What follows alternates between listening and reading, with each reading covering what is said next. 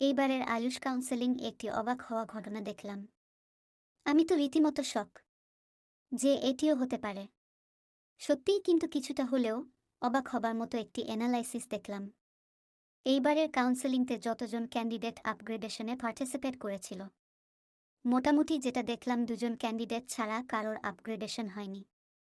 ভিডিওটির লাস্টে তোমাদের সুবিধার্থে র্যাঙ্ক দুটো মেনশন করে দিলাম, চাইলে তোমারও নিজেরা গিয়ে চেক করে দেখতে পারো। সত্যি একটু অবাক হলাম ব্যাপারটাতে। আরও একটি অবাক করা ব্যাপার দেখলাম মেদিনীপুর হোমিওপ্যাথি মেডিকেল কলেজের কাট অফ দেখে। এটা নিয়ে ডিটেলস ভিডিও পরে এই চ্যানেলেই আপলোড করা হবে।